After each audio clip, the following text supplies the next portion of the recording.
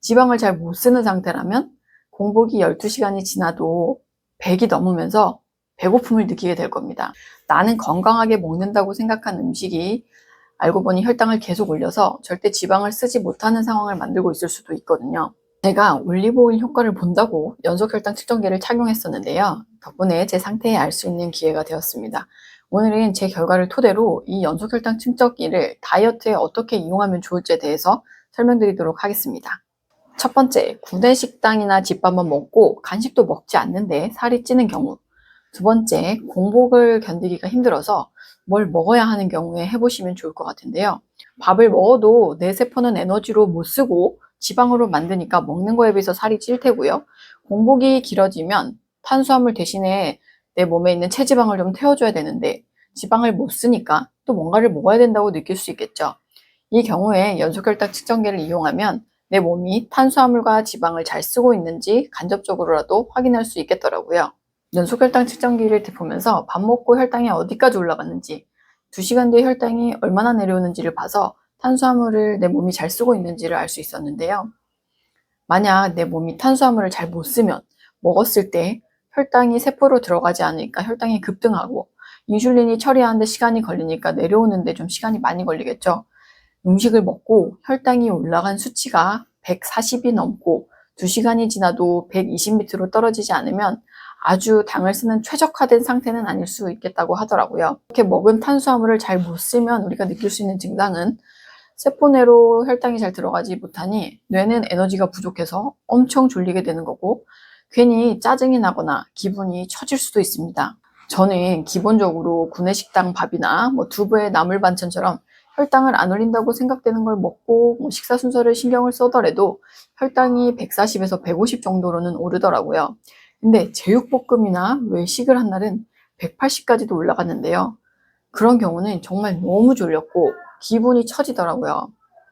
한 번인 언슬전에서 고윤정 씨가 메가커피 플레인퐁 그걸 너무 맛있게 먹길래 먹어보고 싶어서 조금 먹었는데도 금방 170이 되더라고요. 너무 놀라서 밥만 먹다가 버렸습니다. 만약에 식후 혈당도 급하게 올라가고 2시간 이후에도 120 이상으로 유지된다면 인슐린이 당을 처리하는데 힘이 붙이는 상황이겠죠. 또는 인슐린이 세포 안으로 아무리 당을 넣어줘도 세포 안에서 미토콘드리아에서 당을 에너지로 만들어내는 과정이 잘 안 되는 상황일 수도 있습니다.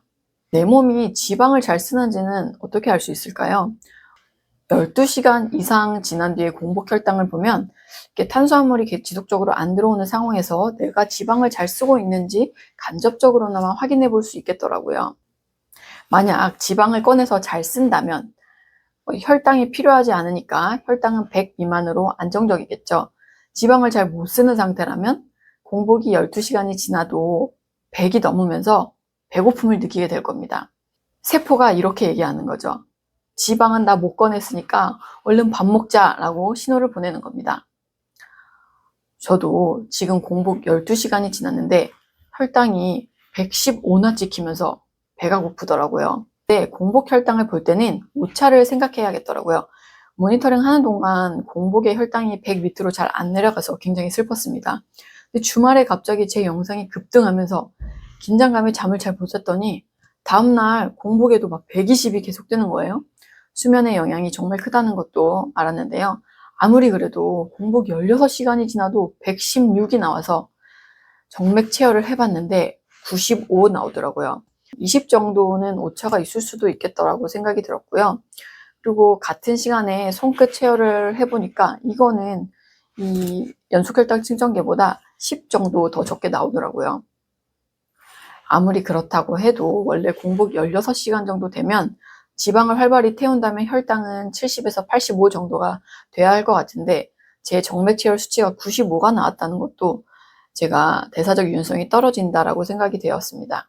10일간 모니터링을 하면서 또 알게 된 점은 10일간 배불리 먹은 것 중에서 혈당에 영향을 주지 않았던 게 소고기와 백숙이었는데 소고기는 혈당에 아예 영향을 주지 않았고요. 백숙은 죽을 좀 먹어서인지 혈당을 18 정도 올렸습니다. 의외의 반응은 그릭 요거트만 먹을 때는 혈당이 상관이 없었지만 그래놀라를 넣었더니 혈당이 140이 넘게 올라갔다는 점. 92% 다크 초콜릿도 혈당을 20 정도는 올렸다는 것을 알게 됐습니다. 잠을 못 자고 그날 혈당 스파이크가 여러 번 왔다면 그 다음 날은 더 심한 혈당 스파이크를 보이는 약간 점진적 크레센도와 같은 여파를 볼 수 있었는데요. 몸이라는 게 이렇게 예민하고 하루 잘못 먹으면 다음 날에도 영향이 있다라는 생각을 하게 됐습니다.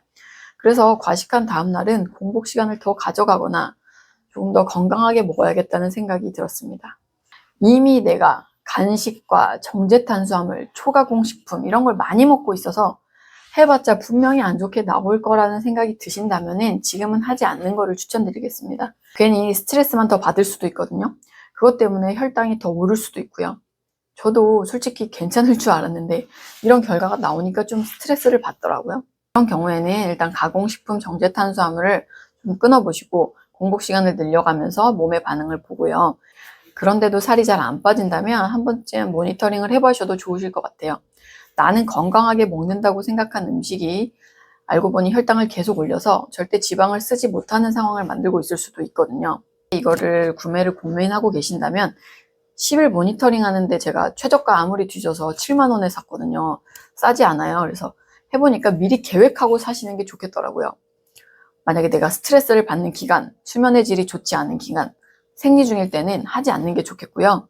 나의 평상시 루틴 식사, 건강하다고 생각했던 간식들, 식전에 먹었을 때 혈당에 영향을 주는지 궁금했던 음식들, 이런 거를 한번 스케줄을 짜놓고 난 뒤에 사서 확인을 해보시는 게 좋지 않을까라는 생각이 들었습니다. 그냥 내가 나름대로 건강히 먹는데도 탄수화물 대사가 잘 안 되는 것처럼 나온 경우에는 좀 더 정제 탄수화물을 줄이고 대사에 도움이 되는 비타민 B군, 마그네슘, 미토콘드리아 대사에 도움이 되는 코엔자임 Q10과 같은 영양제를 추가해 볼 수도 있겠고, 당연히 이제 미토콘드리아를 위해서는 많이 움직이셔야 됩니다. 만약 저탄고지 식단 중에도 공복 혈당이 높게 나온다면 간에서 지속적으로 포도당을 만들어내고 있거나 대사의 유연성이 떨어져서 지방을 제대로 에너지원으로 활용하지 못한다고 추정해 볼 수 있는데요. 만약에 16시간 공복을 유지했는데도 혈당이 계속 높게 유지된다면 지방 대사 효율이 낮은 상태일 수가 있고, 이런 경우에는 L카르니틴이나 카테킨 이런 것처럼 지방 산화를 돕는 영양제를 활용해 볼 수 있겠습니다. 그런데 영양제보다 중요한 거는 당연히 식단입니다. 안 좋은 음식을 계속 먹으면서 영양제를 먹어봤자 밑 빠진 독에 물 붓기라고 생각하거든요. 그래서 내가 할 수 있는 최선의 식단을 갖춰놓고 그 뒤에 영양제나 이런 연속혈당 측정기를 고민해 보시면 좋겠습니다. 연속혈당 측정기의 좋은 점은 지속적으로 혈당을 모니터링 해주기 때문에 내가 식후에 혈당이 어디까지 올라가고 얼마 만에 다시 내려오는지를 보면서 내 몸이 탄수화물을 제대로 쓰고 있는지를 볼 수 있고 공복 시간에 따른 혈당 변화를 알 수 있다는 점입니다. 그래서 공복이 지속될 때 지방을 꺼내서 쓰는 게 잘 되고 있는지도 간접적으로나마 확인해 볼 수 있겠다는 생각이고요. 한식만 먹어도 혈당이 올라가는 상황이라면 단기적으로라도 탄수화물을 줄이면서 미토콘드리아 활성화를 위한 유산소, 근력운동, 대사에 도움이 되는 영양제도 같이 먹어보자는 결론입니다. 저도 오늘부터 한 3개월 정도 다시 한번 대사 정상화를 위해서 여러모로 노력을 해보고요. 추후에 다시 연속혈당 측정기로 변화를 보여드릴 수 있도록 해보겠습니다. 오늘 영상이 도움이 되셨길 바라겠고요. 궁금하신 점 댓글로 문의 주시면 제가 아는 범위에서는 답변을 달아드리도록 하겠습니다.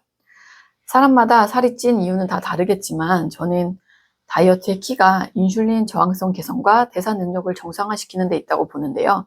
그런 관점에서 도움이 되는 정보를 계속 전달해 드리겠습니다. 오늘 영상이 도움이 되셨다면 구독과 좋아요 부탁드리겠습니다. 감사합니다. 건강한 하루 되세요.